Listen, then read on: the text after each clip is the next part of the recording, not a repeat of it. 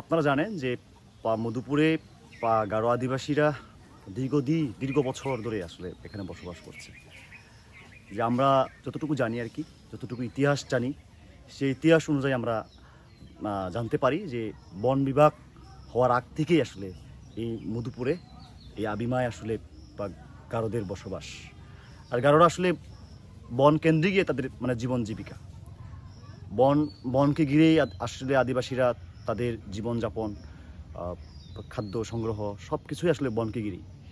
কিন্তু আমরা দেখি প্রায় সময় আসলে বন বিভাগ এমন একটি পরিস্থিতি করছে যে আদিবাসীদেরকে একটা প্রতিপক্ষ ভাবছে। প্রতিপক্ষ ভেবে যেখানে যেখানে আদিবাসীদের বসতি, যেখানে যেখানে আদিবাসীদের কৃষি জমি, সেখানেই তারা উন্নয়নের নামে আসলে আদিবাসীদের যে বসত ভিটা এবং আদিবাসীদের যে কৃষি জমি সেটা আসলে বেদখল করার পায়তারা করে। এবং এই পায়তারার ফলে আসলে এই অঞ্চলে আসলে অনেকবার আসলে বন বিভাগের সাথে আদিবাসীদের সংঘাত হয়েছে। সেই সংঘাতে কিন্তু প্রিন্স নাল সহ আর অনেকেই আসলে আত্মহত্যা দিয়েছে।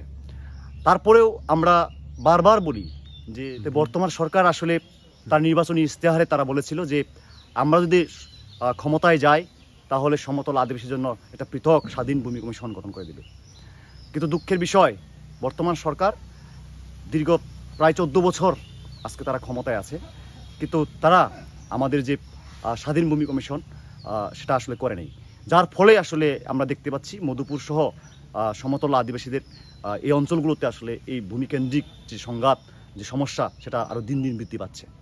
এখন এই যে আমতলী বাইট, এই আমতলী বাইতে 13টি পরিবার আসলে তাদের যে জীবন জীবিকা, তাদের যে খাদ্যের যোগান, সেই আমতলী বাইট থেকেই তারা সংগ্রহ করে। কিন্তু দুঃখের বিষয়, আজকে এই বন বিভাগ এবং রাষ্ট্র তারা আসলে আদিবাসীদের পেটে লাথি দিচ্ছে। তাদেরকে এখান থেকে উচ্ছেদ করার জন্য তারা প্রথমে বাতে মারছে, বাতে মেরে আস্তে আস্তে তাদের নামে মিথ্যা মামলা তারা ঠুকে দিচ্ছে। আজকে তার পরিপ্রেক্ষিতে আজকে এই মধুপুরের আদিবাসীরা আজকে ভূমিহীন হয়ে পড়েছে। আজকে তারা বিভিন্ন জায়গায় তারা আজকে ষড়যন্ত্রের শিকার হয়ে তারা উচ্ছেদের শিকার হচ্ছে।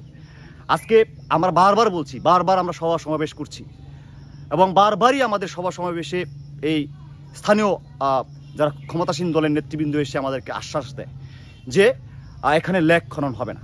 কিন্তু দুঃখের বিষয়, তারা নাকি তলে তলে বলছে যে এখানে লেক হলে আদিবাসীদের কিছু সুবিধা হবে। কি সুবিধা হবে? যে এই লেকের এখানে পার্ক হলে এখানে নাকি দোকান দিয়ে তারা তাদের জীবন জীবিকা নির্বাহ করবে। শালার, আমরা মনে করি যে এখানে যদি দোকান কেন আমরা দোকান দিব? আমরা আমাদের বাতের জন্য আমরা সেখানে চাষবাস করি, সেই বাতের চাষবাসের জায়গায় আমরা লেক হতে দিব না। এবং মধুপুরের এই বন আজকে দেখেন, আসলে আদিবাসী যদি না থাকতো এই বন থাকতো না। আজকে গারোরা যদি না থাকতো এই বন থাকতো না। আজকে কোথা থেকে উড়ে এসে জুড়ে বসে বন বিভাগ এসে বলতেছে যে সংরক্ষিত বনায়ন, এখানে জনসাধারণের প্রবেশ নিষেধ। এটা কি মামার বাড়ি মামার বাড়ি তালুক নাকি যে তারা উড়ে এসে জুড়ে বসে বললো যে এটা তাদের জায়গা জমি? আজকে এখানে তো দীর্ঘদিন যাবৎ এখানে আদিবাসীর চাষবাস করছে, কই তখন তো বন বিভাগ কোনো কিছু বলে নাই। আজকে হঠাৎ করে এসে আবার কেন সারা উন্নয়নের নামে আদিবাসীদেরকে উচ্ছেদ করার চিন্তা ভাবনা করছে?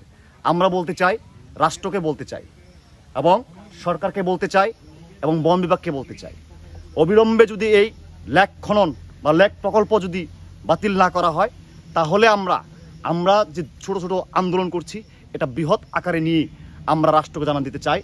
যদি লেক খনন বন্ধ না করা হয় বা লেক প্রকল্প বন্ধ না করা হয়, আমরা দুর্বার আন্দোলন করে আমরা দেখিয়ে দিতে চাই যে মধুপুরের আদিবাসী আমরা ঐক্যবদ্ধ, এবং ঐক্যবদ্ধ আন্দোলনে আমাদের যে অধিকার সে অধিকার ফিরে দিবে। ধন্যবাদ।